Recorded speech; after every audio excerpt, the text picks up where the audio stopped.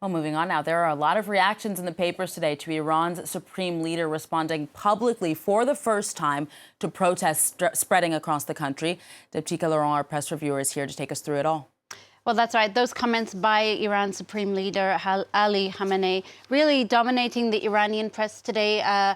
You see here the Iran Daily quoting the supreme leader who called those protests engulfing the country, quote, rioting, and accused the U.S. and Israel of being behind the protests. His comments have also been relayed in the Tehran Times today here, the leader saying that the violent riots were planned. Now, these protests that have engulfed Iran for the past 3 weeks are the result of the death of Mahsa Amini, who died in the custody of the morality police last month. Her death really sparking angry protests across Iran and across the world, and notably led by women, some of whom have cut their hair or burned their hairscarves in protest to the death of this young woman. Now, like the Iran Daily, the Tehran Times, as I said, also headlining on the supreme leader's comments, he also called Amini's death a bitter incident, but one that did not warrant, quote, such destruction in the country.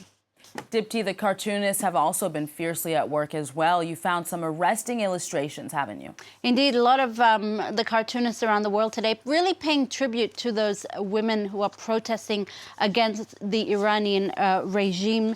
This one is from the Moroccan cartoonist who really sees the hair as a powerful weapon of protest. You see, we've seen some of those women cutting their hair, as I mentioned, and here this cartoonist sees the hair sort of turning into a hammer that's chipping away at a statue of Iran's supreme leader.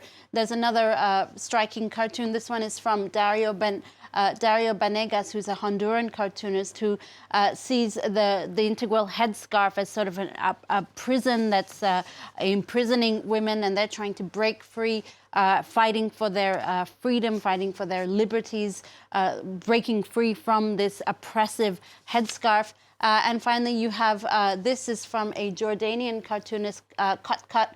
A similar image, Aaron, you know, that one of the Iranian supreme leader really stifling women's rights in the country. Certainly some striking imagery there from cartoonists. Well, we're going to move on now. You found a report from the New York Times today that looks at systemic sexual and verbal abuse in women's soccer.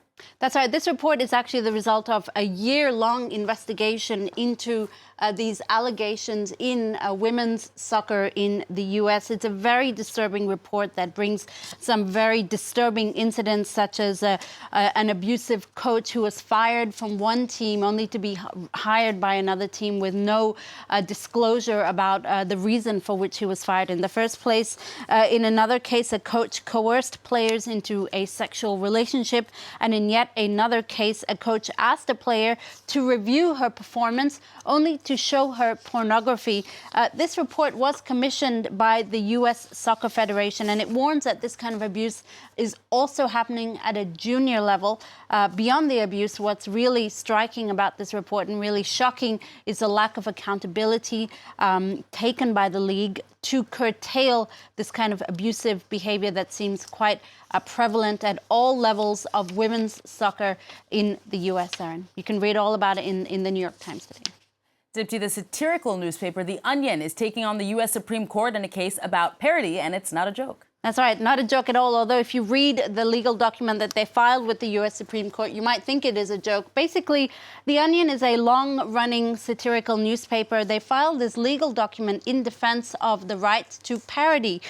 They've asked the U.S. Supreme Court to take on a case that of Anthony Novak. He was arrested for making a parody Facebook page of a local police station.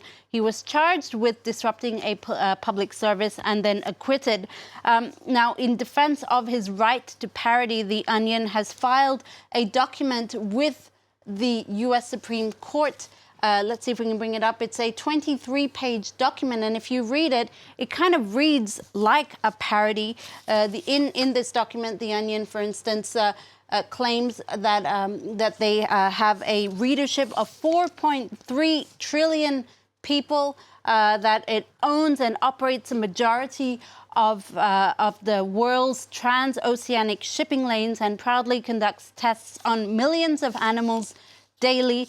The paper also reminding us of its, quote, sterling reputation. It says, let's see if I can bring it up here. There it is. It says it has a sterling reputation for accurately forecasting future events. One such coup was the Onion's scoop, revealing that a former president, who we won't name, kept nuclear secrets strewn across his beach home 3 years before it actually happened, Erin. Finally, from you then, Dipti, it's one of our favorite times of the year, and that is Fat Bear Week.